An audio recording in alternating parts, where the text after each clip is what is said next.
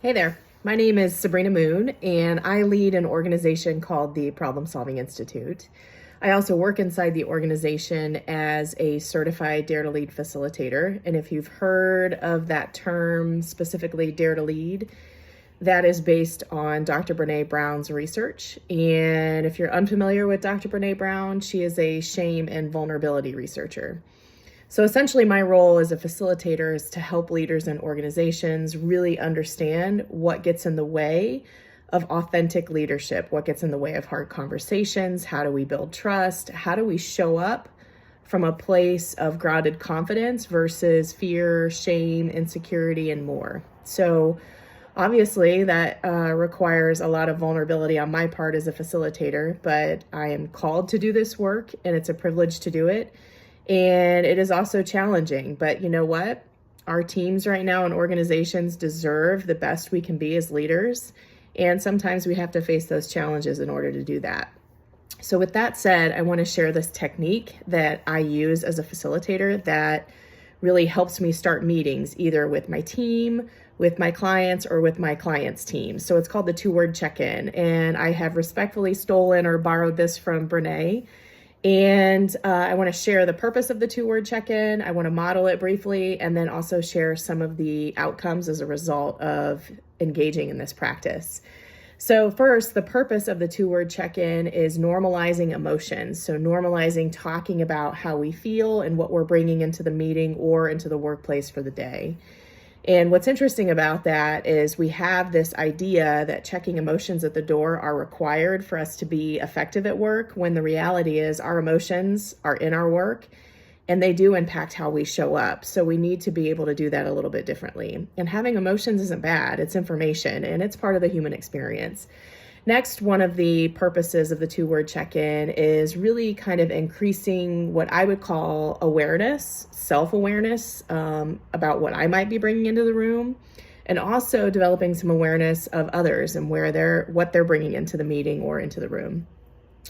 So I want to model what the 2-word check-in looks like, and then we'll talk about outcomes if you start to practice this. So let's say, I'm going to pretend for the sake of this video, let's say I've got 3 other people in the room. And let's say I've got Damien, I've got Erica, and I've got Elliot. So the 2-word check-in is literally 2 words and ideally emotion words, which means, unfortunately, when I ask somebody, hey, how they're doing, let's do a 2-word check-in. Good, okay, fine, great. Those don't really tell me a whole lot about what you're bringing in. So if we can maybe take those off the agenda for usage, let's please do that. So I want to hear things like nervous, anticipatory, curious, exhausted. I want to hear emotion words on a 2-word check-in. So let's say I check in with Damien first and I say, hey, 2 words. And Damien checks in with apprehensive and excited.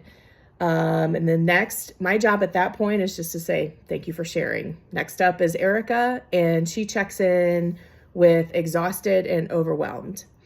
Thank you for sharing, letting me know. Next up is Elliot, and he checks in as frustrated, overwhelmed, and then adds one more. I've also got some anxiety.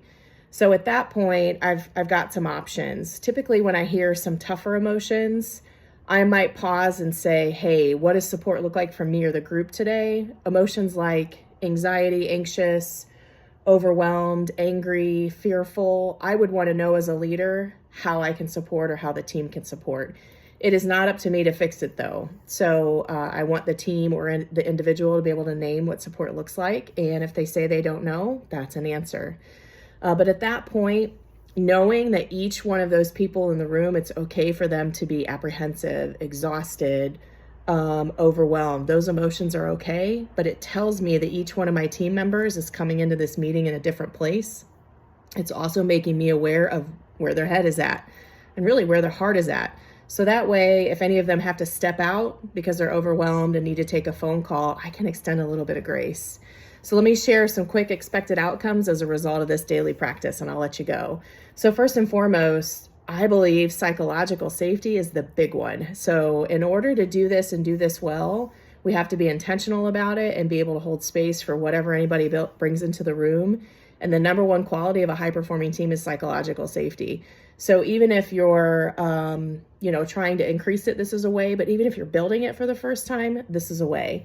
Another expected outcome, I would say, is increased capacity for understanding, compassion, and empathy, and the ability to practice those skills. And as we know, those are superpowers. And last but not least, the ability to start building connection with our teams and our teammates, which also helps us build trust. So we can't go wrong there, can we? So thank you for your time. Good luck with the 2-word check-in, and I hope to hear how it goes for you.